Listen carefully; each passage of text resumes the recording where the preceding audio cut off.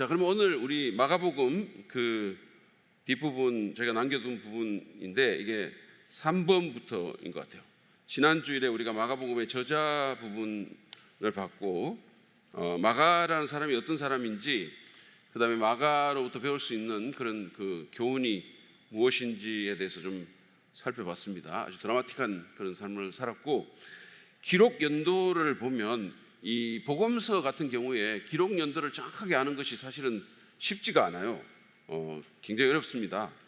그리고 왜냐하면 신약 성경의 어느 곳에서도 이 마가복음의 기록에 대한 언급이 없기 때문에 이거를 우리가 굉장히 안다는 자체가 굉장히 어려운 일이고, 이게 뭐 2000년 전 일이잖아요. 어쨌든 간에. 근데 이제 어떤 외적인 증거나 이런 것들이 전혀 없지는 않습니다. 그래서 이걸 보면 좀 상반되긴 하는데, 이레니우스 보시면, 여러분 교환을 보시면 이레니우스라는 교부가 있죠. 이 사람이 이제 2세기 교부인데, 이레니우스에 의하면 이레니우스하고 반마르키온 서문에 의하면 마가가 베드로와 바울의 죽음 후에 마가복음을 기록했다라고 주장을 합니다. 이 사람에 의하면. 그러면 이제 만약에 이게 맞는다면, 이게 만약에 이레니우스가 맞는다고 말하면 바울이 주후 68년경에 순교를 당했거든요. 그러니까 이제 사도 베드로는 64년 또는 65년으로 봐요. 사도 베드로가 죽은 해를, 로마 대화재 사건이 일어나고 나서 그 사람이 그 즈음에 순교를 당했을 거라고 보는데, 바울은 그 후에 68년도경에 이렇게 순교당했다고 보기 때문에, 만약에 베드로와 바울이 다 죽은 후에 마가가 기록했다는 이레니우스의 설명이 맞다면, 그러면 이 마가복음은 68년, 69년 뭐 이 정도로 이렇게 뭐 심지어는 70년 초반 이렇게 말할 수도 있겠죠. 그런데 알렉산더의 클레멘트 같은 또 교부의 얘기를 들으면, 그리고 오리게네스죠. 이 사람 같은 고대 초대교회 교부입니다. 이들의 얘기를 들으면 마가가 베드로가 살아있는 동안에 로마에서 마가복음을 기록했다라고 증언을 하거든요. 그러면 베드로가 살아있는 동안이면 64년 이전이죠. 그러니까 64년 이전에 기록이 되었을 것이다라는 거예요. 그러니까 이게 이 교부가 조금 상반되는 주장을 하는 교부들이 있는 거죠. 그러니까 이게 뭐 물론 한 4, 5년 또는 뭐 길게 보면 한 10년 정도 차이가 나지만, 어쨌든 하나는 바울의 죽음 후에, 하나는 베드로 살아 있을 때, 이렇게 이제 조금 갈리는 부분이 있고요. 그다음에 내적인 증거는 마가복음을 보면 예루살렘 성전의 멸망에 대해서 이렇게 얘기가 나오죠. 그리고 그리스도인들이 당하는 핍박에 대해서 이 예수님께서 하는 말씀이 예언의 형태로 나옵니다. 그래서 그것이 주 70년 이전에 기록되었을 개연성이 굉장히 크죠. 만약에 주 70년, 실제로 예수님이 예언하신 대로 성전이 70년도에 불이 타서 없어졌다면, 그리고 그 후에 마가가 기록했다면 그 성취가 이루어졌다라는 말을 붙였을 가능성이 많죠. 그런데 그런 것이 전혀 없기 때문에, 그리고 이것이 이제 단순히 미래형으로 나오기 때문에 주 70년 이전에 기록됐을 개연성이 크다라고 볼 수가 있고, 그리고 이제 마가복음 13장에 이제 종말에 대한 얘기를 하면서 성전의 그 멸망과 그리스도인의 핍박에 대한 얘기가 나오는데, 만약에 그것이 사도행전에 있는 일반적인 그리스도인의 핍박이나 또는 네로의 핍박 이런 것들을 말을 한다면, 이게 이제 미래형으로 되어 있기도 하고 하기 때문에 주후 64년 이전일 가능성이 크죠. 그것은. 그러니까 64년에 로마에서 엄청난 핍박이 일어나거든요. 그러니까 그 이전일 가능성이 큰데, 이게 마가복음 13장의 그 핍박이 64년 그 핍박을 얘기하는 건지 그건 잘 모르겠어요. 그래서 어쨌든 간에 지금 내적인 증거를 보면 70년 이전에 기록된 것은 개연성이 크다라고 볼 수가 있고, 그 다음에 이제 복음서 학자들이 일반적으로 이제 의견이 조금 갈리긴 해요. 근데 요즘은 주로 복음서 학자들이 마가복음이 첫 번째 복음일 것이라고 얘기하는 학자들이 굉장히 많아요. 그러니까 마가복음이 소스가 돼가지고 마태, 마가가 그것을 기록했다라고 보는 거죠. 마태, 누가가 죄송합니다. 그러니까 마가복음이 소스가 돼서 마태와 누가가 그것을 활용해서 자기들의 복음서를 기록했다라고 보는 견해가 요즘은 커요. 그렇기 때문에 만약에 마태나 누가복음이 마가복음을 자료로 활용을 했다면 아마도 마가복음은 50년대 후반 또는 60년대 초반에 쓰였을 가능성이 큽니다. 왜냐하면 누가복음의 저자가 사도행전도 썼거든요. 그럼 사도행전을 보면 여러분 사도행전이 어떻게 끝이 나느냐 하면 바울이 로마에 투옥돼서 하나님 나라의 복음을 전하더라 이렇게 하고 끝이 나요. 그러니까 바울이 로마에 1차 투옥된 게 언제냐면 주후 60년부터 62년인데 만약에 그것이 그 이후라면 바울의 다른 행적들을 기록했을 텐데 그냥 미완료로 끝이 나거든요. 그렇기 때문에 아마도 누가복음이 마가복음을 자료로 사용한 것이 확실하다면 마가복음은 바울이 풀려나기 이전에 기록됐을 가능성이 매우 크다는 거죠. 그래서 그러면 50년대 후반이나 60년대 초반에 쓰였을 가능성이 크다라는 거고, 결론적으로 이렇게 말할 수 있어요. 여러 증거들을 우리가 종합해 볼 때 마가복음은 50년대 후반부터 60년대 후반까지 어느 시점에 기록될 것으로 보면 되겠습니다. 그러니까 우리가 정확하게 핀포인트를 할 수가 없어요. 그래서 아마도 제가 개인적인 생각으로 이제 가장 가능성이 큰 것은 주후 60년경 정도가 아닐까 이렇게 생각해요. 마가복음이 주후 60년도에 기록되고 그리고 그거를 소스로 누가복음과 마태복음이 기록되고 그게 아니면 이제 로마 대화재로 인한 네로의 핍박이 있고 베드로가 순교하는 그 직후 한 64년, 65년 요 두 가지 개연성이 크다라고 저는 봐요. 그러니까 베드로가 죽고 나서 이 핍박받는 그리스도인들을 위로하기 위해서 또 주님에 대한 어떤 믿음을 고취시키기 위해서 쓰였다면 마가복음이 64년도, 65년도 이때 쓰였을 것이고 만약에 그보다 조금 더 일찍 쓰였다면 60년대 초반 아니면 50년대 후반 이때가 더 낫지 않을까 이런 생각이 듭니다. 어쨌든 요렇게 정리를 하면 될 것 같아요. 50년대 후반부터 60년대 후반까지 어느 시점에 기록되었던 것으로 보인다라는 거고, 참고로 로마 대화재에 대해서 조금 얘기를 하고 갈게요. 이 그림 여러분 보시죠. 그림을 보면 로마에 이제 일어난 로마 대화재에 대한 그림이거든요. 그러니까 엄청나게 큰 화재가 로마에 일어났는데 그게 언제 일어났냐면 주후 64년 7월 18일부터 24일까지입니다.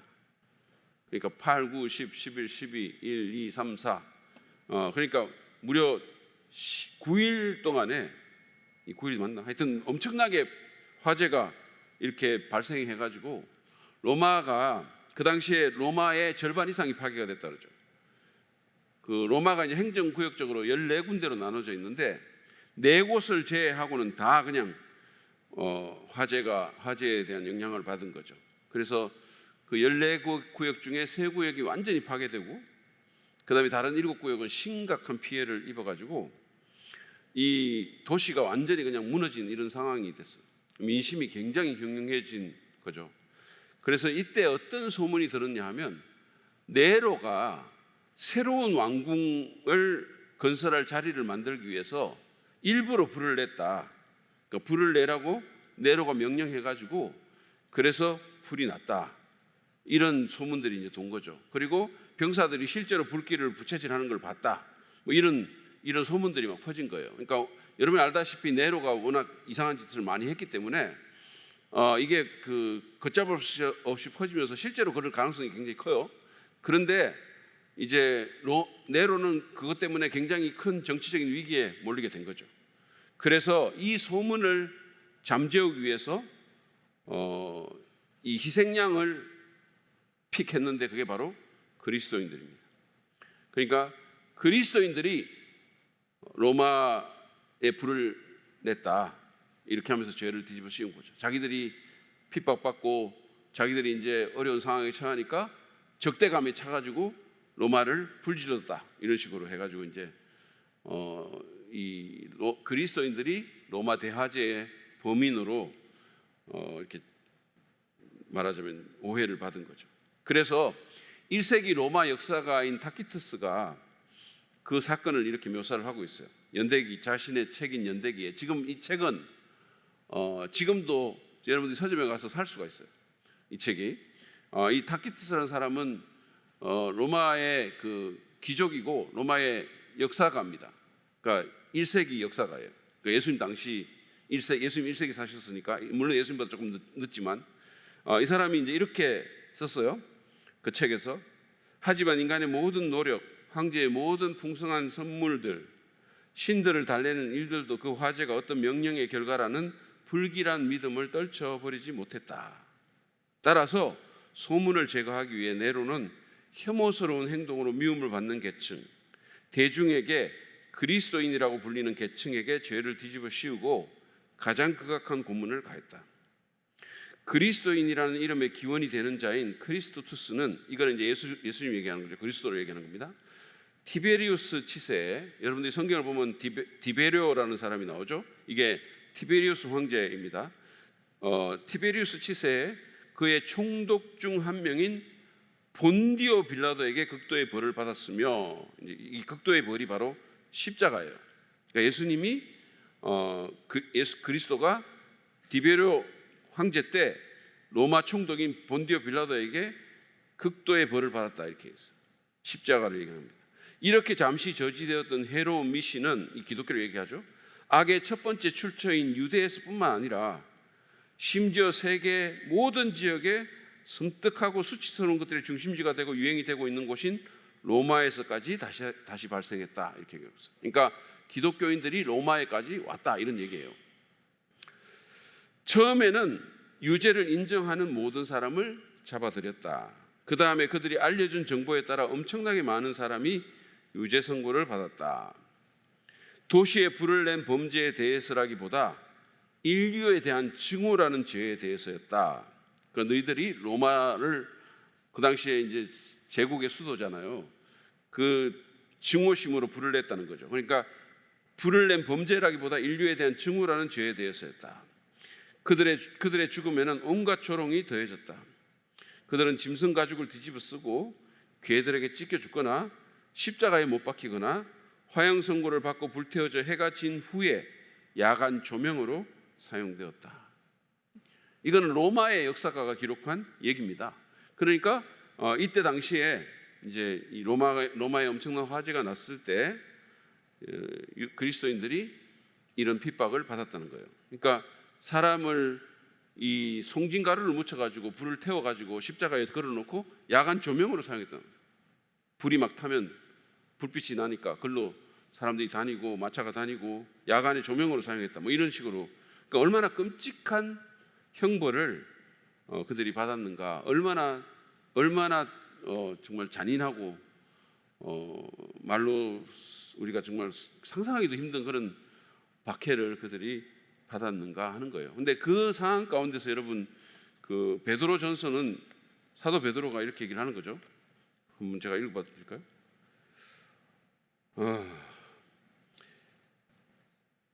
하나님께서는 여러분의 믿음을 보시고 그의 능력으로 여러분을 보호해 주시며 마지막 때에 나타나기로 되어 있는 구원을 얻게 해 주십니다. 그러므로 여러분이 지금 잠시 동안 여러 가지 시련 속에서 어쩔 수 없이 슬픔을 당하게 되었다 하더라도 기뻐하십시오.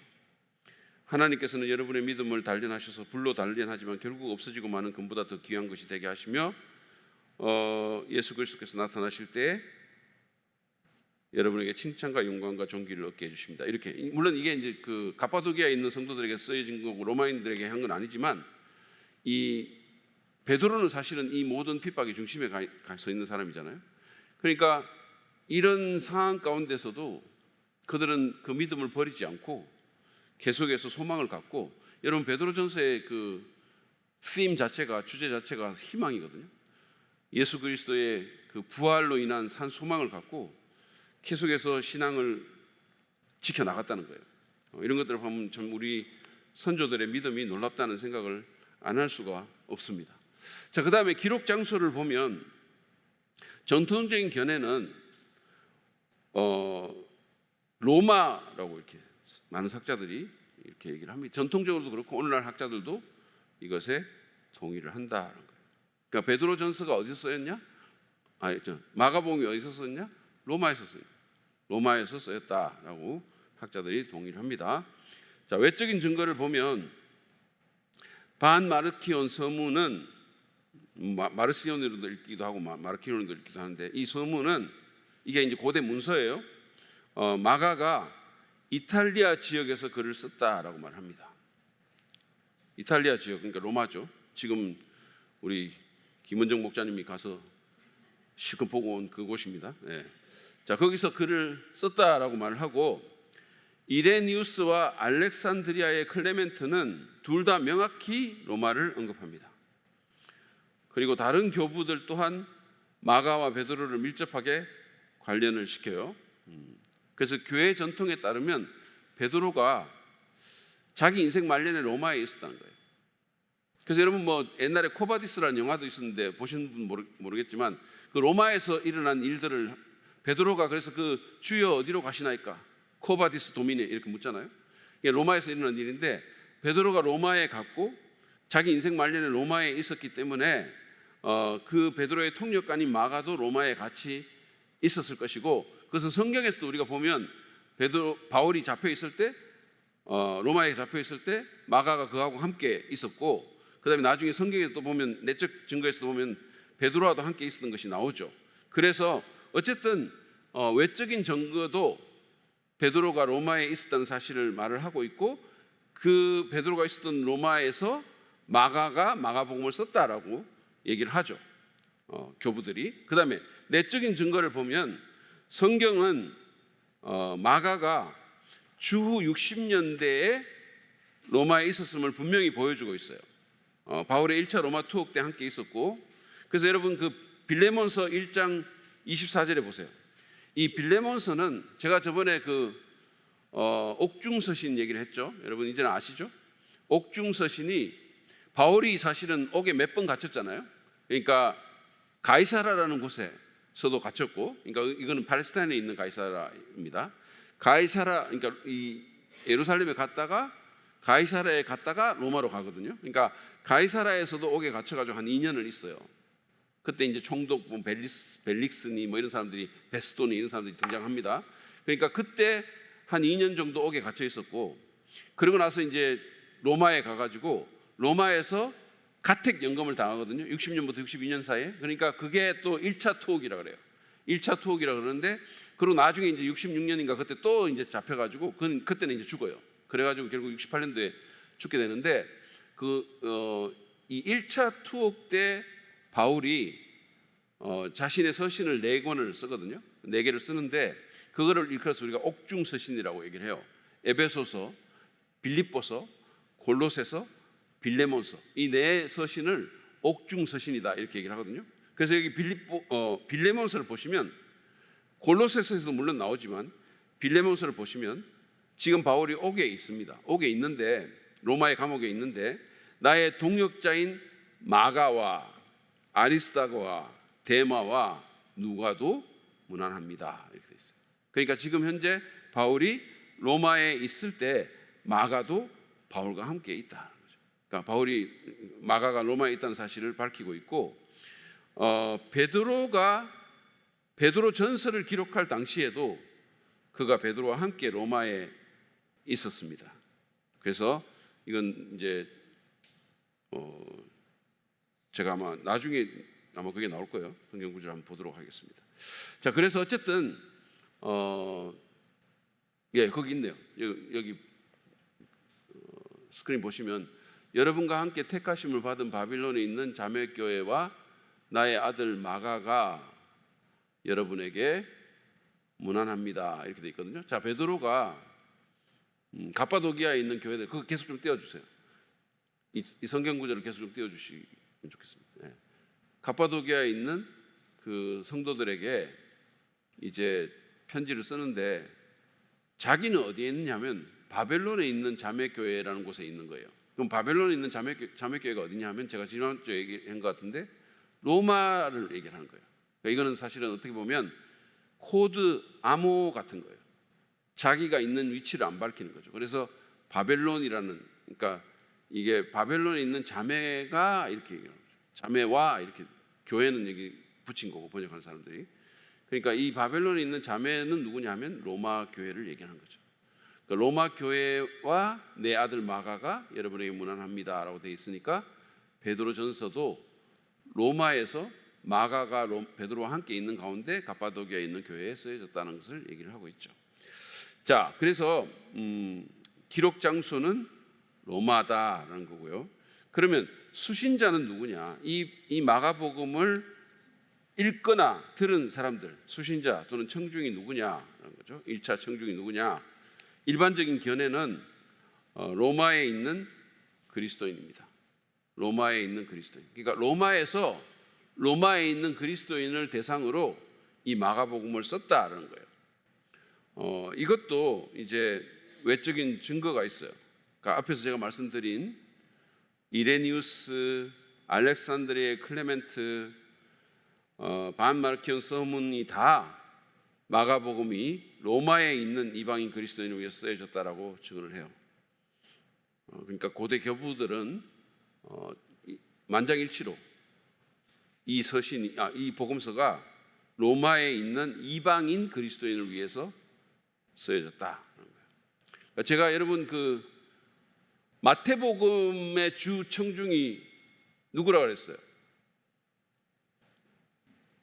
많은 세월이 흘렀죠. 지금 많은 세월이 흘렀어요. 자, 마태복음은 유대인들을 대상으로 쓰여졌다 그랬잖아요. 그래서 이 예언의 성취라든지 뭐 유대인 그 성경 인용이라든지 구약 성경 이런 것들이 굉장히 많이 나오죠. 그런데 마가복음은 유대인이 아니고 로마에 있는 이방인 그리스도인이 주 청중이다라는 거예요. 그래서 그 외적인 증거가 거기 있고요. 자, 내적인 증거를 한번 살펴보시죠. 내적인 증거를 보시면 마가는 그의 독자들을 위해서 아람어를 헬라어로 번역합니다. 아람어를 헬라어로 번역합니다. 여러분 그 아람이라는 게 시리아죠. 시리아어를 성경에서 옛날 개혁 성경에 수리아라고 말하기도 하고 시리아라고 말하기도 하죠. 그래서 이 아람어가 예수님 당시에 유대인들이 하는 그 언어, 일반적으로 쓰는 언어였었어요. 예수님도 아람어를 사용하셨습니다.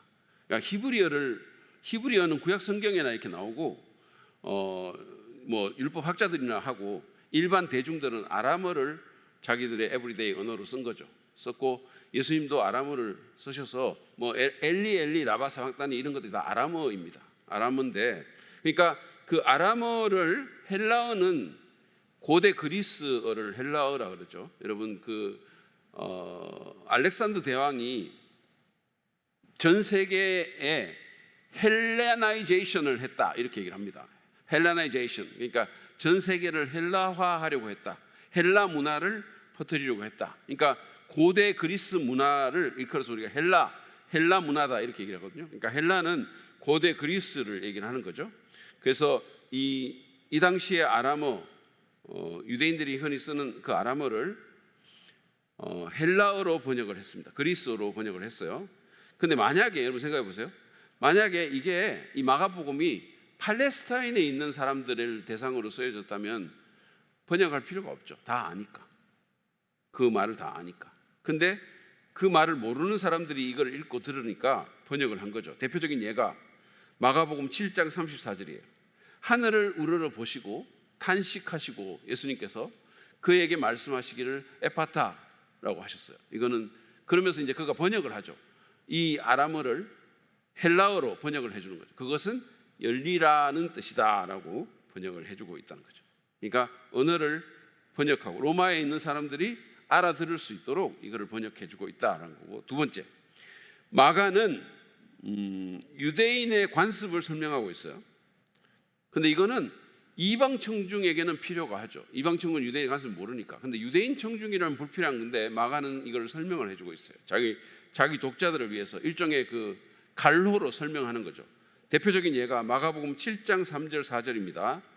보시면 마가가 이제 자기 이방인 독자들을 위해서 설명해요. 이 정결 예식 이런 걸 얘기를 하면서 바리새파 사람과 모든 유대 사람은 장로들의 전통을 지켜, 이게 뭔지는 제가 말씀드렸잖아요. 설교할 때, 그죠? 이 장로들, 성경에는 없는데 구전된 장로들의 전통, 이거를 지켜서 규례대로 손을 씻지 않고서는 음식을 먹지 않았으며, 또 시장에서 돌아오면 몸을 정결하게 하지 않고서는 먹지 않았다. 그 밖에도 그들이 전해받아 지키는 규례가 많이 있었는데 그것은 곧 잔이나 단지나 녹그릇이나 침대를 씻는 일이다. 그러니까 이거는 그 이방인 독자들은 이 관습에 대해서 전혀 모르죠. 이거는 이제 예수님께서 그 마가복음에 보면 이제 부정하게 되는 이런 일들과 연관해 가지고 이제 이슈가 나면서 이걸 설명을 하는 거예요. 그러니까 이 구약 성경에 보면 여러분이 알다시피 이 사람이 부정하게 되고 뭐 며칠 동안 부정하니라 이런 게 있잖아요. 그러면 뭐 진 밖으로 나가 가지고 얼마 동안 있다가 들어오라 그러기도 하고 몸을 씻으라 그러기도 하고 이렇게 하는데 이게 성경에는 없는데 장로들의 구전으로 이 성경에 있는 전통을 지키기 위해 가지고 이거를 굉장히 울타리를 많이 쳐놓은 거죠.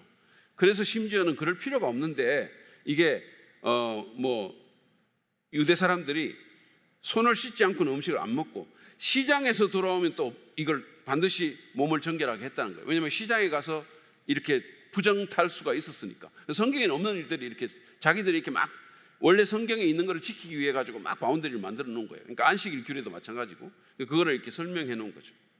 심지어는 뭐 그릇도 씻었다 이렇게 그랬어요. 자, 그다음에 마가는 수많은 라틴어 용어들, 라틴어 로마 사람들이 쓰던 용어죠.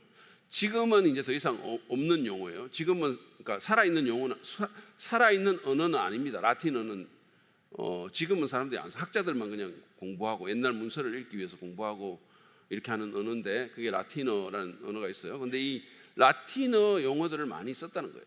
혹은 라틴어에서 차용한 용어들을 썼습니다. 이거는 이제 그 독자들이 로마 사람들이라는 것을 암시해 주죠. 그래서 뭐 이를테면 군대라는 게 레기온이라는 라틴어를 썼고요.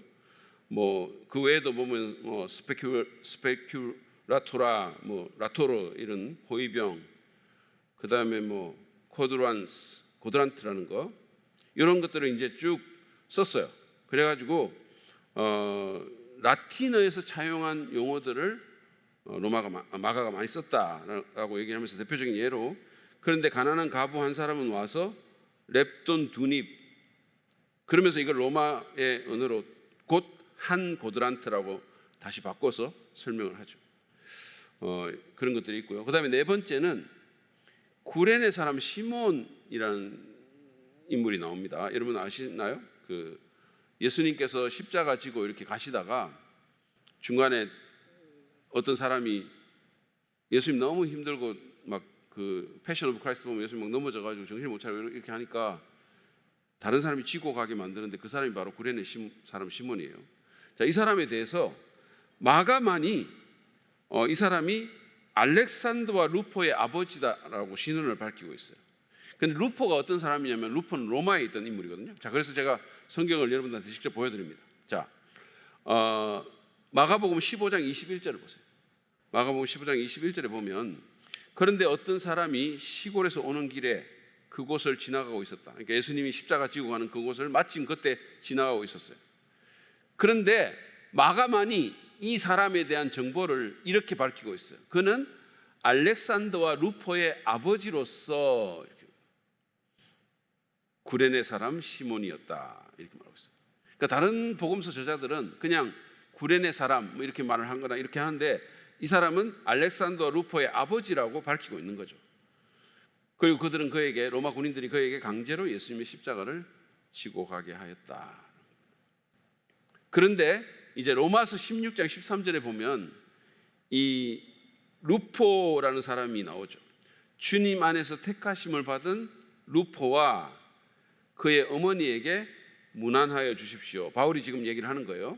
바울이 로마에 편지를 쓰면서 로마에 있는 사람들에게 주님 안에서 택하심을 받은 루포와 그의 어머니에게 문안하여 주십시오.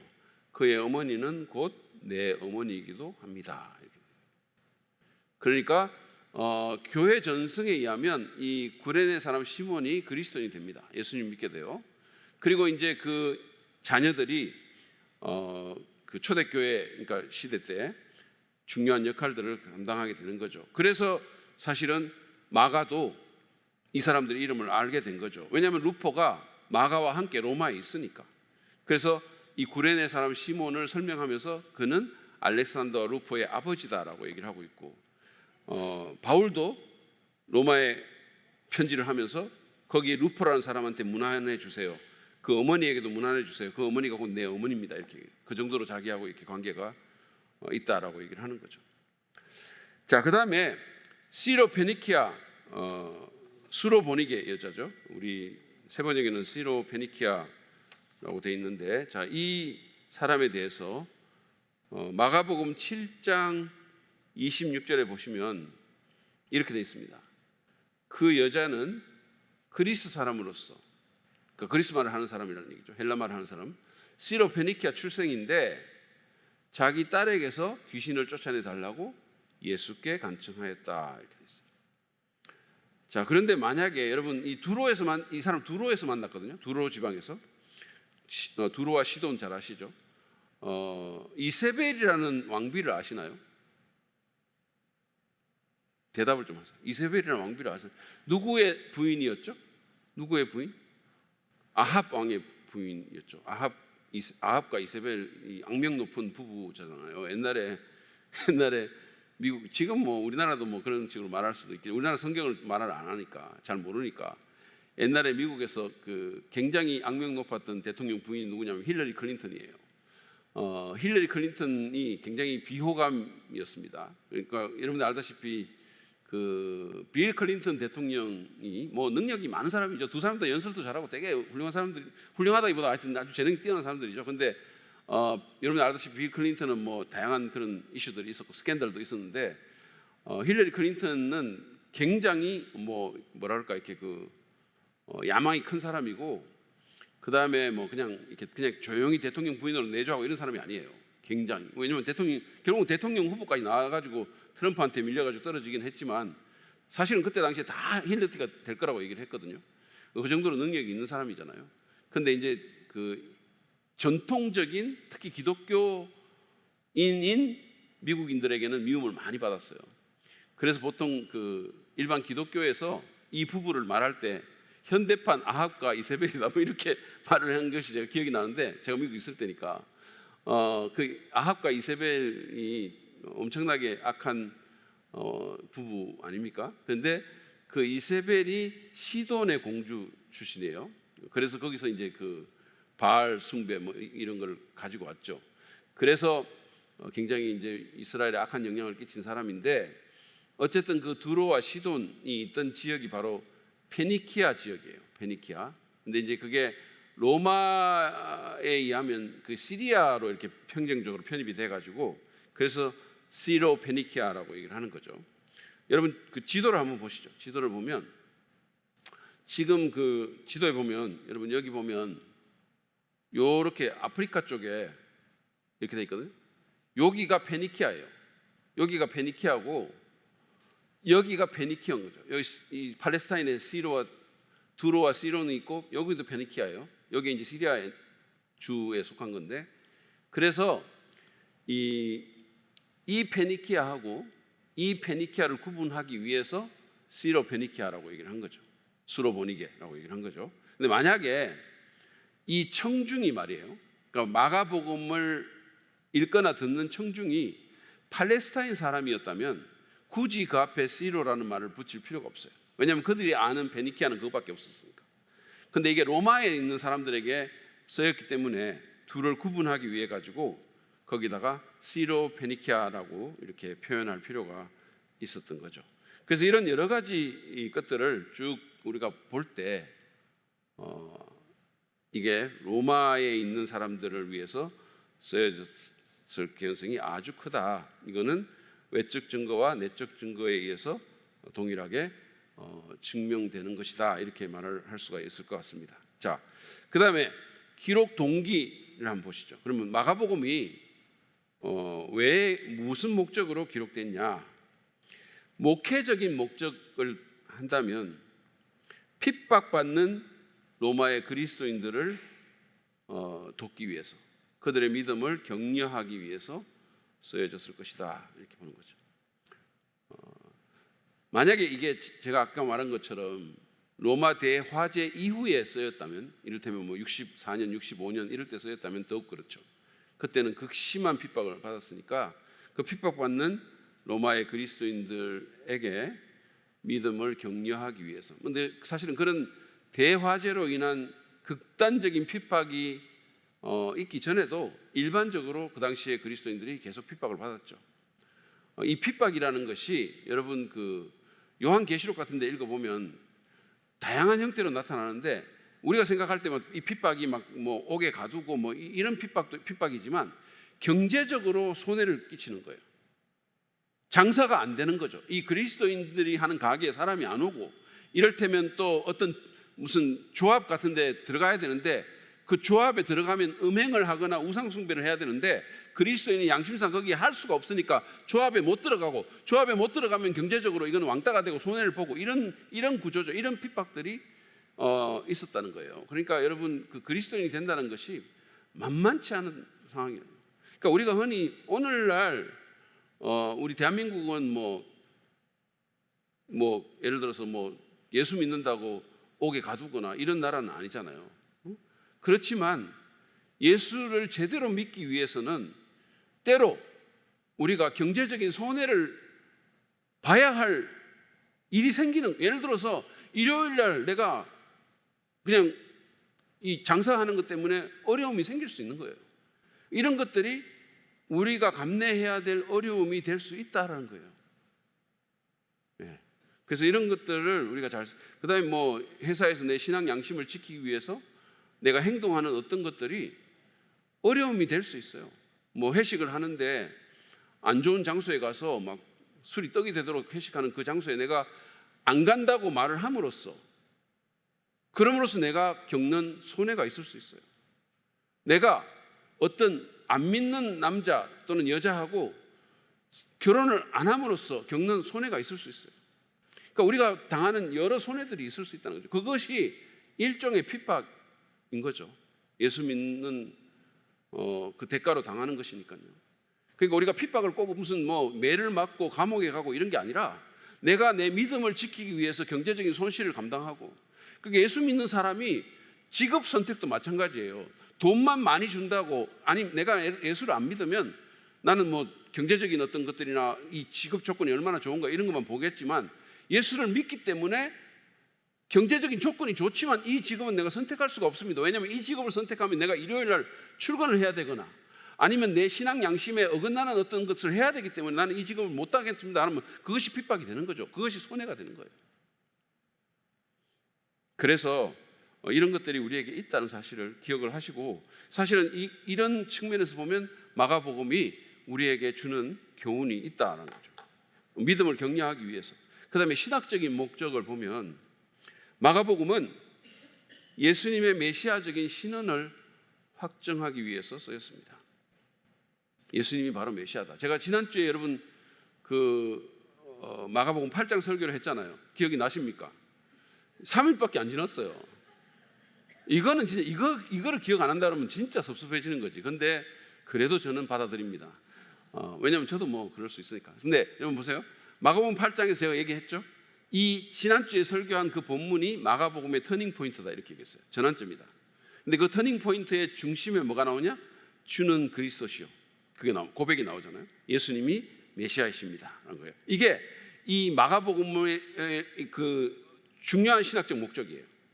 그러면 제가 지난주에 말씀드린 것처럼 마가복음의 전반부는 있잖아요. 그러니까 그 지난주에 제가 설교한 그 앞부분은 예수님의 기적, 그 다음에 뭐 능력, 귀신 쫓아내고 병든 자를 고치고 죽은 자를 일으키는 이런 능력을 가지고 예수님의 메시아적인 권위를 보여줘요.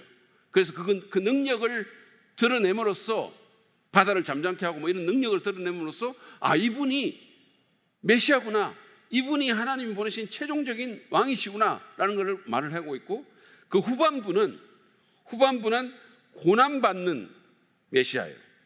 고난받는 메시아, 우리를 위해서 십자가에 달려서 죄와 죽음을 물리치신 메시아의 모습을 그 후반부에 보여주고 있는 거죠. 그러니까 전반부와 후반부가 달라요.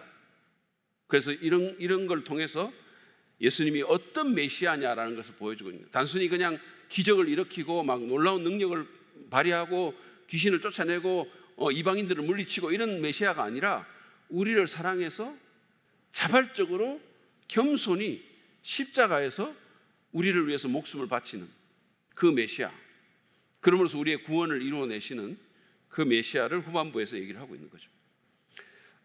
어쨌든 그래서 여러분 그 지난주에 우리가 읽었던 그 말씀 마가복음 8장 29절부터 31절 말씀인데 스크린 보시고 같이 한번 읽도록 하겠습니다. 시작. 예수께서 그들에게 물으셨다.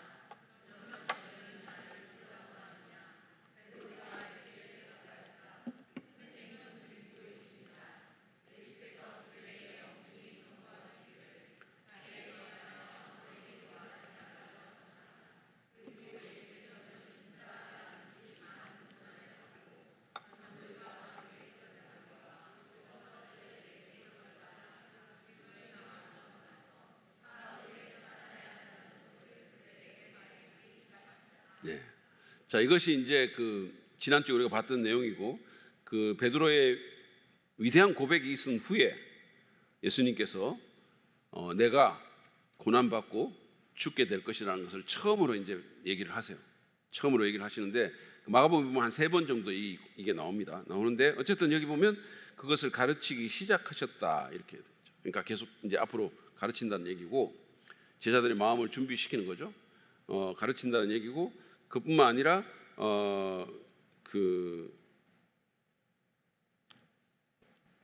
여기 보면 인자가 반드시 많은 고난을 받고 이렇게 얘기해요. 그러니까 이건 필연적이다, 꼭 있어야 되는 일이다라는 것을 얘기를 하고 계세요. 이렇게 준비를 시켜도 제자들은 전혀 준비가 사실 안 됐어요. 그래가지고 막 예수님 죽으니까 다 도망가고 뭐 부활한 후에도 안 믿고 뭐 이랬죠. 자, 그다음에 두 번째 목적은 마가복음은 신자들을 제자도로 부르기 위해서 쓰였다. 제자도로 부르기 위해서. 자, 아까 우리가 본 것처럼 예수님은 고난받는 여호와의 종입니다. 우리가 이사야서에 보면 이제 여호와의 종에 대한 예언이 나오는데 예수님은 고난받으시는 여호와의 종이에요. 그리고 하나님의 아들이십니다. 근데 마가복음은 이 신자들에게 예수님의 본을 따라서 예수님이 걸어가신 길을 걸으라. 수치와 고난, 필요하다면 죽음까지도 각오하고 그 길을 가라라고 권면하는 거예요. 그러니까 우리가 예수 믿고 이 땅에서 막 편안하게 살고 아무런 문제도 없고 그러면 뭐 좋겠죠. 우리 입장에서는 많은 사람들이 그걸 원하죠. 그런데 예수님은 그러지 않다라는 거예요. 오히려 우리가 예수님을 따라가는 제자의 삶을 살면 어려움이 있을 거라고 얘기를 하는 거예요. 어려움을 당해야 된다는 거예요. 그런데 제가 아까 말씀드린 것처럼 그 어려움은 다양한 형태로 우리에게 옵니다. 다양한 형태로. 그러니까 각자의 십자가가 다른 거예요. 각자가 져야 할 십자가가 다 다른 거죠. 그러니까 예수님이 자기 십자가를 지고 나를 따르라 그랬으니까요. 자기 십자가를 지고 나를 따르라 그랬잖아요. 그러니까 제가 지난번에 말씀드린 것처럼 예수님하고 상관없는 그런 어려움이 우리가 십자가라고 말하면 안 돼요. 내가 잘못 선택해놓고 이 십자가 이렇게 말하면 안 된다고. 내 남편이 십자가 뭐 이런 말 하면 안 돼요. 근데 예수님 때문에 받는 어려움, 예수님의 권위에 내가 복종하기 위해서 어쩔 수 없이 받아들여야 하는 그것이 십자가죠. 나의 십자가예요. 사람마다 그 십자가가 다 다릅니다. 여러분, 우리는 이게 우리 안에 그런 게 있어가지고 우리는 편하고 싶고 잘 되고 싶고 성공하고 싶고 이렇죠. 그런 마음이 다 있어요. 그 마음 자체를 누가 뭐라 그러겠습니까? 모든 사람들의 마음속에 그런 게 있죠. 그런데 주님께서 말씀하시기를 우리가 정말로 이 삶이 위대하기를 원한다면, 정말로 예수 믿는 사람처럼 살기를 원한다면 그것을 버리라는 거예요. 그것을 버리고 예수님 따라가라는 거예요. 그게 진짜 위대함으로 가는 길이라는 거예요. 그러니까 목회자들도 마찬가지예요. 자꾸 뭐 커지려고 하고 편안하려고 하고 좋은 조건에서 뭐 이렇게 하면 그게 주님을 따르는 길이 아닌 거예요. 그래서 우리가 필요하다면 내가 주님, 정말로 주님이 부르시면 내가 어디든 가겠습니다. 이런 게 제자도의 자세라는 거예요. 어떤 일이든지 내가 감당하겠습니다. 이게 제자도의 자세라는 거예요. 자, 그래서 예수님이 하신 말씀이 또 나옵니다. 한번 읽어보죠. 예수께서 같이 읽습니다. 시작. 예수께서 제자들과 함께 무리를 불러놓고 그들에게 말씀하셨다. 나를 따라오려고 하는 사람은 자기를 부인하고 자기 십자가를 지고 나를 따라오느라. 누구든지 제 목숨을 구하고자 하는 사람은 잃을 것이요 누구든지 나와 복음을 위하여 제 목숨을 잃는 사람은 구할 것이다. 사람이 온 세상을 얻고도 제 목숨을 잃으면 무슨 이득이 있겠느냐. 여러분, 이순신도 비슷한 말을 했어요. 죽고자 하는 자는 살고 살고자 하는 자는 죽는다, 이런 말을 했어요. 그래서 이게 이순신이 성경을 봤나? 뭐 이런 생각이 약간 들기도 하잖아요. 그런데 중요한 차이점이 있어요. 물론 이게 저는 모든 인간에게, 그러니까 죽고자 하는 자는 살고 살고자 하는 자는 죽는다, 이게 모든 인간에게 적용되는 사실은 어떻게 보면 패러독스죠. 우리가 너무 살이고 너무 편하려고 하는 사람이 오히려 힘들어질 수 있어요. 그러니까 우리가 정말로 위대한 삶을 살고 용기를 내고 정말 내가 손해 보겠다라는 심정으로 죽겠다는 심정으로 하는 사람은 산다는 거예요. 그 말에 이 말에 진리가 있어요. 그런데 이 이순신의 말과 예수님의 말씀의 중요한 차이점이 뭔지 아세요? 거기는 그냥 죽고자 하는 자는 살고 살고자 하는 자는 죽는다, 이렇게 얘기했어요. 근데 예수님은 뭐라고 얘기했냐면 누구든지 나와 복음을 위하여, 이렇게 돼 있어요. 그게 중요한 차이점이에요. 그냥 우리가 나를 위해서가 아니고 예수님과 복음을 위해서 제 목숨을 잃는 사람이 구할 거다, 이렇게 얘기했어요. 그게 중요한 거예요. 무엇을 위해서 내가 희생하고 무엇을 위해서 내가 투자하고 무엇을 위해서 고생하느냐. 단순히 내가 뭘 던지겠습니다, 대한민국을 위해서 던지기, 이런 게 아니고 주님과 그 복음을 위해서예요. 사람들이 있잖아요. 이 자기 개발하는 사람들은 자기 성공을 위해서도 자기를 던지는 사람들이 있어요. 그 다음에 어떤 사람들은 좀 더 고결한 목적으로 자기 인생의 위대성을 위해서 자기를 던지는 사람도 있어요. 그런 사람들은 자기를 위해서 던지는 거예요. 법정 같은 사람, 법정 스님 같은 분들은 진짜 고결한 삶을 살았잖아요. 자기를 던진 거예요. 그 사람이 사람들이 가지 않는 길을 간 거죠. 소유하지 않고 오히려 다 버리고 그런 삶을 살았잖아요. 그런데 그분은 던졌지만 누구를 위해서 던졌다? 자기를 위해서 던진 거예요. 자기의 고결한 인생을 위해서 던진 거죠. 그러니까 우리는 그런 동기가 아니고, 여기 예수님 뭐라고 했어요? 나와 내 복음을 위해서, 이렇게. 그러니까 우리는 주님과 그분의 복음을 위해서 던지는 거예요. 그게 차이점인 거죠. 그럴 때 그 인생이 위대하게 되고 그런 사람이 자기 목숨을 구하는 거예요. 영원히 산다는 거예요. 영생을 누린다는 거예요. 이게 굉장히 중요한 겁니다. 자, 그 다음에 역사적인 목적. 마가는 그리스도인 독자들에게 예수님의 행적과 말씀에 대한 기록을 전하고 있어요. 이게 역사적인 목적입니다. 마가는 그리스도인 독자들에게 예수님의 행적과 말씀에 대한 기록을 전하고 있습니다. 왜냐하면 이제 베드로 같은 그런 목격자들이 이제 한 사람씩 역사의 무대에서 사라지고 있잖아요. 예수님을 이 기독교 전성을 보면 요한을 제외한 모든 제자들이 다 죽어요. 순교를 다 당합니다. 그러니까 예수님 따라다니고 목격했던 사람들이 한 사람씩 역사의 무대에서 사라져감에 따라서 어떻게 된다? 뭔가 이제는 예수님의 행적과 말씀에 대한 기록이 남아져야 될 필요가 있는 거죠. 그것이 마가 시대의 중대한 요구였었어요. 그래서 알렉산드리아의 클레멘트라는 교부는 마가복음이 실제로 로마인들이 요구했다라는 거예요. 마가에게 이 그리스도의 생애와 사역을 글로 써달라라고, 그래서 남겨달라라고 로마인들이 요구했다라고 말하기도 했어요. 그런 기록을 남길 필요가 있다는 거죠. 여러분, 다른 것들은 사라지지만 글은 남잖아요. 기록이 남잖아요. 우리가 역사를 남기는 것처럼 남기는 거잖아요. 그렇게 남기는 거죠. 그 다음에 마지막으로 전도적인 목적이 있습니다. 전도적인 목적. 마가는 이거는 너무 명백해요. 마가복음에게 전도적인 목적이 있다는 것은 명백합니다. 왜냐하면 자신의 독자를 복음적인 지식으로 구비시키고자 했고, 그 다음에 이제 이 마가복음이라는 책이 마가복음 1장 1장이 어떻게 시작됩니까? 다시 보여주세요. 하나님의 아들 예수 그리스도의 복음의 시작은 이러하다, 이렇게 됐어요. 그래서 예수 그리스도의 복음, 유앙겔리온, 이 복음의 시작이 이렇다라고 하면서 그 복음에 대해서 쭉 설명을 하고 예수님에 대해서 설명하는 것만 봐도 분명히 알 수가 있어요. 전도적인 목적이 있다는 거예요. 그 사람들을 복음적 지식으로 갖추어 주고, 예수 믿지 않는 사람들이 있다면 이 책을 통해서 누군가가 예수님을 믿게 되는 이런 일이 일어나기를 바라는 목적이 있었다는 겁니다.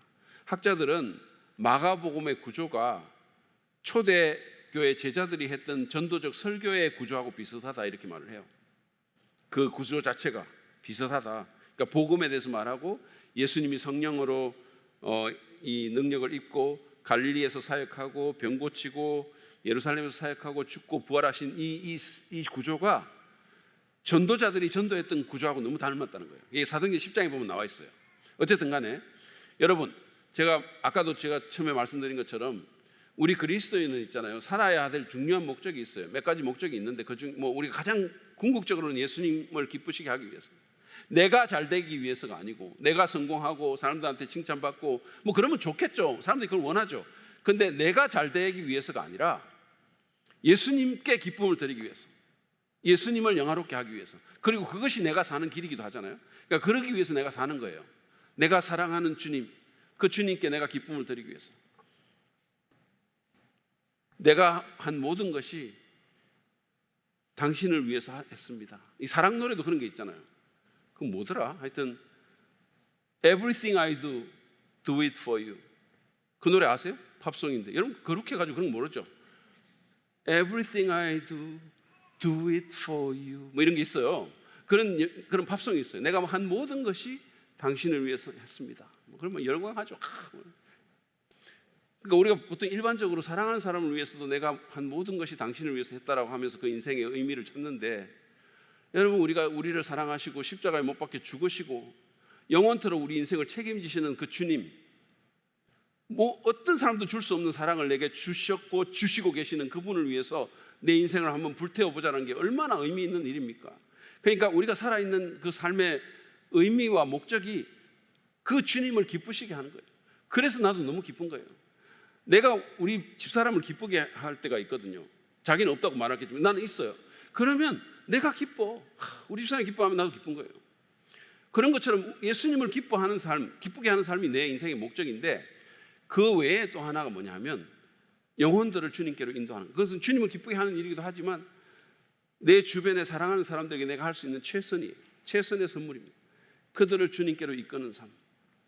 그래서 우리가 전도하고, 그래서 우리가 사랑받는 데이라는 걸 하는 거예요. 그래서 여러분들 기도 많이 해주시기를 바랍니다. 교회는 전도하기 위해서 하는 거 있는 거예요. 교회가 여러분, 우리가 이 교인 숫자 늘리기 위해서가 아니라 영혼들을 주님께 인도해야 될 거 아닙니까? 누군가가 우리 교회를 통해서 복음 듣고 그 인생의 영원한 운명이 바뀌고 삶의 의미를 발견하고 목적을 발견하고, 그러면 얼마나 좋겠어요. 그 인생이 변화되는 그 삶이 우리를 통해서 일어나면 얼마나 아름답습니까? 그 일들을 우리가 행할 수 있기를 바랍니다. 자, 마가복음의 구조를 보시면 이렇게 돼 있어요. 주의 종에 대한 소개가 나오죠. 주의 종에 대한 소개.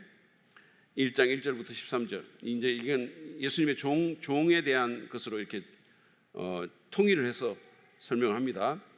예수님은 이제 그 종되심에 대한 얘기를 많이 하니까요. 마가복음에서.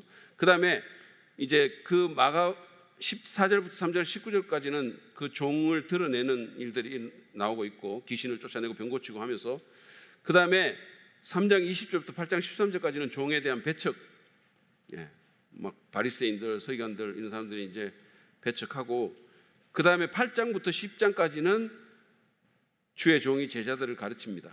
그래서 8장부터 10장까지는 제자 훈련을 하고 있는 거예요. 이제 예루살렘에 본격적으로 들어가시기 전에 제자 훈련을 하고 있는 거예요. 지금 우리가 보고 있는 그 구절들입니다. 그리고 이제 11장부터는 예루살렘에 입성하시죠. 그래서 주의 종에 대한 거부와 고난이 15장까지 나와 있고, 마지막 장 16장에는 부활이 나와 있습니다. 자, 이런 구조로 되어 있다라는 거예요. 자, 그 다음에 마가복음의 결론 문제를 제가 이렇게 그냥 여러분 교환에 쫙 써놨어요. 그래서 이거는 좀 그냥 제가 오늘 여기서 안 다루는 게 좋지 않을까 싶긴 해요. 안 다루는 게 좋지 않을까 싶은데, 그냥 이렇게 얘기를 하고 갈게요. 마가복음을 보면요, 그냥 여러분들이 이건 아셔야 될 것 같아요. 궁금해하시는 분도 혹시 있을 수 있으니까 마가복음에 보면 마가복음 16장에 보세요. 16장에 보시면 그 사진 한번 보여주세요. 제가 여러분 성경 갖고 계신 분들은 볼 수 있을지 모르는데 여기 보면 이렇게 그 갈로가 두 개 이렇게 쳐져 있어요.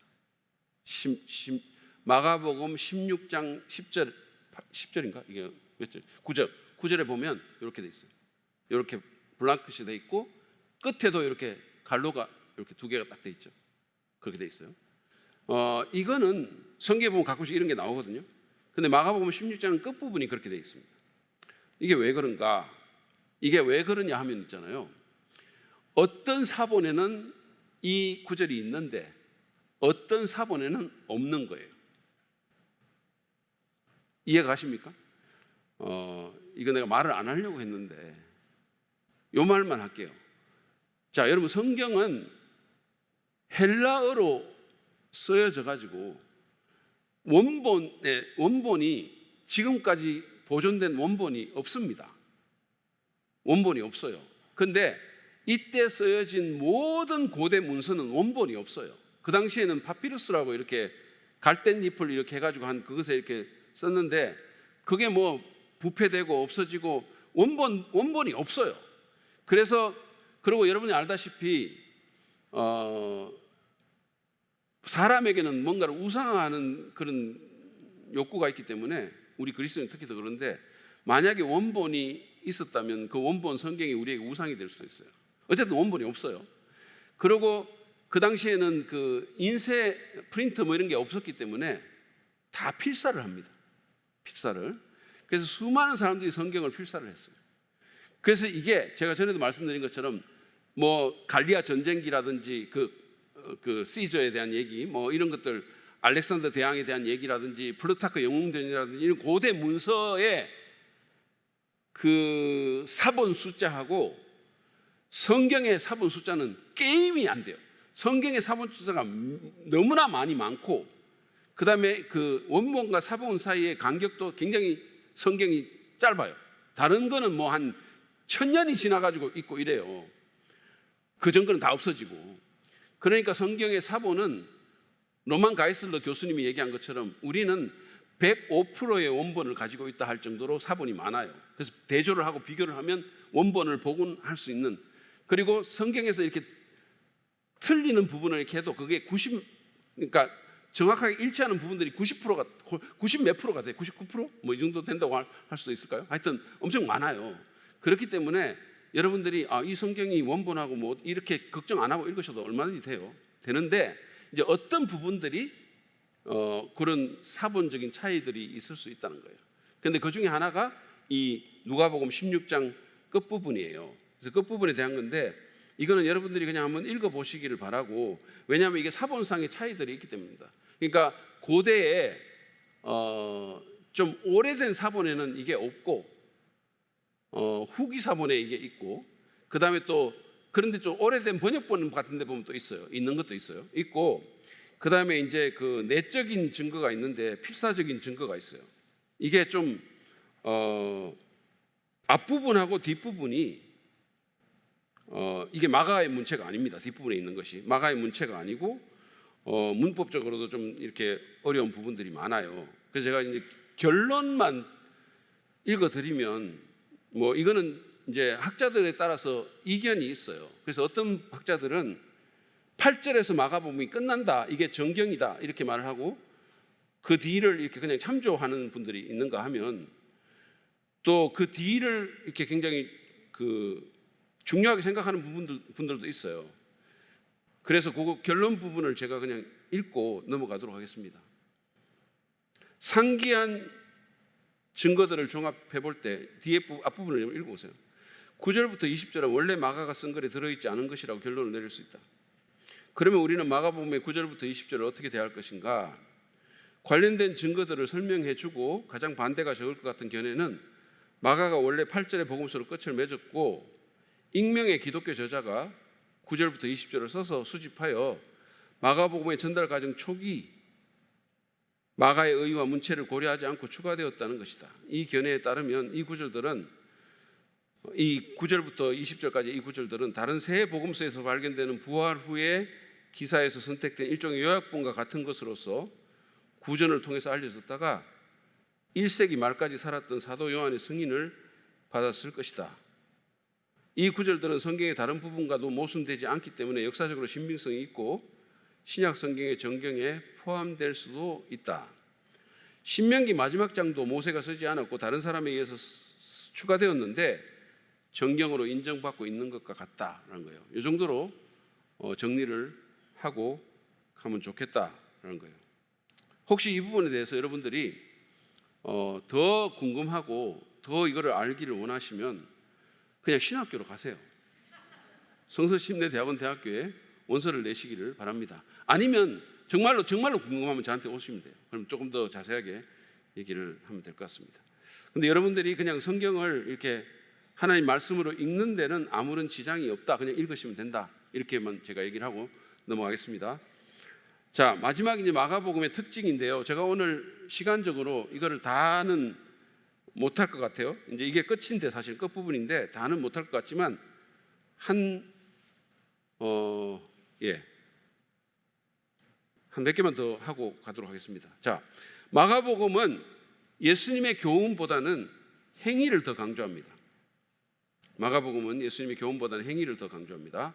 마가는 18개의 예수님의 기적을 기록을 했어요. 18개 기적을 기록을 했는데 비유는 예수님의 비유 있잖아요. 비유는 4개뿐이고 그 다음에 주요 가르침은 하나밖에 없다. 그러니까 이거는 다른 복음서하고는 좀 그런 면에서 차별이 돼요. 굉장히 행동 중심적입니다. 그래서 마가복음을 행동복음 이렇게 말합니다. 행동복음. 예수님이 움직이는 것을 굉장히 행동 중심적으로 이렇게 기록하고 있다는 거예요. 이거는 우리한테 어떤 그 교훈을 주느냐 하면 여러분 그리스도인의 삶이 이래야 된다는 거예요. 우리가 움직여야 된다는 거예요. 행동 중심적이어야 돼요. 행동 중심적. 그래서 우리가 주님을 위해서 뭔가를 하고 움직이는 것, 동사적인 삶을 살아야 된다는 거예요. 그런 말도 있잖아요. 사랑은 동사다. 사랑은 생각하는 걸로 그치지 않잖아요. 사랑은 누군가를 내가 돌아보고 찾아가고 만나고 돕고 사랑은 동사죠. 그래서 말로만이 아니고 행동으로 우리가 예수님 따르는 것도 마찬가지 행위가 강조돼야 된다는 거예요. 생각만으로 되는 게 아닙니다. 두 번째로 마가복음은 베드로의 설교와 가르침 같은 직접적인 증거 자료를 반영하고 있기 때문에 생생하고 힘이 있고 서술 방식이 매우 역동적입니다. 마가복음은 굉장히 역동적으로 서술되어 있다 이거예요. 힘이 있다는 거예요. 보통 해밍웨이의 소설을 읽는 사람들이 이 해밍웨이의 그 묘사가 굉장히 힘이 있다라고 얘기를 하거든요. 굉장히 단문 중심으로 많이 써져 있고 그런 것처럼 마가복음도 굉장히 생생한 서술로 되어 있고 이 마가복음을 보면 일상적인 언어가 기록이 되어 있어요. 그래서 너무 어렵게 말하지 않고 그 다음에 150번 이상의 그 역사적 현재 시제를 사용하고 있습니다. 그러니까 과거에 일어났던 일을 현재 시제로 그냥 기록하는 것이 역사적 현재 시제라는 거예요. 그러니까 훨씬 더 힘이 있죠. 생생하고 그리고라는 이 접속사가 1300번 이상 사용됩니다. 그러니까 빨리빨리 막 진행이 되는 거예요. 그리고 이렇게 굉장히 생동감 있게 진행이 되고 늘어지지 않는다는 거예요. 그리고 제가 설교할 때도 이 얘기를 했는데 유티스라는 단어, 곧이라는 이 단어가 40번 이상, 곧, 즉시 이런 단어가 40번 이상 이렇게 쓰여지고 있어서 생동감을 더해주고 있습니다. 이거는 앞부분의 그 행위를 강조하는 것과 연관이 되어 있어요. 저는 약간 제가 이렇게 제 자신을 판단해 볼 때 약간 햄릿형이거든요. 제가 이렇게 생각이 좀 많고 결정하는데 시간이 많이 걸려요. 그래서 이렇게 뭔가 이렇게 좀 이걸 뭔가를 결정할 때 이렇게 할까 저렇게 할까 이렇게 생각을 많이 하거든요. 근데 우리 집사람 같은 사람은 이렇게 그렇지가 않거든요. 그러니까 때로 답답해해요. 답답해합니다. 그리고 아마 우리 교육자들도 저 때문에 좀 답답할 때가 있을 것 같아요. 이렇게 제가 생각이 많으니까. 그리고 막 고치기도 하고 마지막 순간에 막 고치고 막 이런 걸 제가 잘하거든요. 근데 뭐 그건 사람의 성향이겠죠. 사람의 성향인데 여러분, 그런데 중요한 것은 뭐냐면 우리가 어쨌든 중요한 것은 생각만 하고 신앙생활 할 수 없다. 움직여야 된다. 행동해야 된다. 그것이 우리가 마가복음에서도 볼 수 있는 것이고, 그다음에 세 번째는 마가복음은 연대기 순보다는 주제별로 기록이 되어 있습니다. 연대기 순보다는 주제별로 기록이 되어 있어요. 이게 헤롯의 죽음에 대한 얘기가 대표적인 예인데, 제자들이 전도여행을 하기 전에 침례 요한이 죽어요. 시기적으로 보면. 그러니까 마가복음 1장에 보면 침례 요한 얘기가 나오잖아요. 그래가지고 막 침례 주고 그다음에 뭐 이런 게 나오잖아요. 그리고 얼마 안 있다가 마가복음 사실은 죽는데 이게 훨씬 뒤에 나와요. 마가복음에는 요한의 죽음이. 그래서 예수님의 유명세를 설명하면서 그 뒤에 이 얘기를 회상 형식으로 붙이고 있습니다. 그리고 이제 또 12제자를 확정해서 임명하는 게 나오는데 3장에 나오는데, 사실은 그게 마가복음 1장에 나병 환자를 고친 것보다 이런 시기에 일어나지만 마가가 병고침에 대한 이야기를 쭉 그냥 모아놓기 위해서 순서를 좀 무시하는 그런 경향이 있어요. 그런 게 있고요. 그 다음에 네 번째는 마가복음은 예수님의 신성을 강조하고 있습니다. 예수님의 신성을 강조하고 있어요. 그래서 마가복음 3장 11절에 보면 또 악한 귀신들은 예수를 보기만 하면 그 앞에 엎드려서 외쳤다. 당신은 하나님의 아들입니다. 하나님의 아들은 하나님이라는 뜻이에요. 예수님은 하나님입니다. 신성을 강조하죠. 그 다음에 마가복음 14장 26절이에요. 마가복음 14장 26절. 예수께서 말씀하셨다. 내가 바로 그 이요. 당신들은 인자가 전능하신 분의 오른쪽에 앉아 있는 것과 하늘의 구름을 타고 오는 것을 보게 될 것이요. 이것도 마가복음에 나오는 예수님의 신성에 대한 것입니다. 이거는 다니엘서 7장에 나오는 건데 제가 여기까지 하고 마칠게요. 여러분은 예수님 어떻게 생각하세요? 우리가 흔히 이제 예수님의 그림 같은 걸 보면, 초상 같은 걸 보면 예수님이 이렇게 사람의 모습으로 나와 있고, 그래서 이게 보면 약간 하나님 아버지를 생각할 때는 우리가 막 하나님 신성을 생각을 많이 하는데, 예수님에 대해서 생각을 하면 나도 모르게 자꾸 이렇게 사람에 대해서 생각을 많이 해요. 물론 예수님은 완전한 인간으로 오셨죠. 그렇지만 예수님은 여러분 하나님이십니다. 그러니까 우리가 기독교인이라는 말은 예수가 하나님이심을 믿는 거예요. 근데 그 하나님 대신 예수님이 여러분을 너무너무 사랑하셔가지고 여러분을 위해서, 저를 위해서 십자가에 달려서 죽으셨어요. 죽을 만큼 우리를 사랑하셨습니다. 그 사실을 꼭 기억하세요.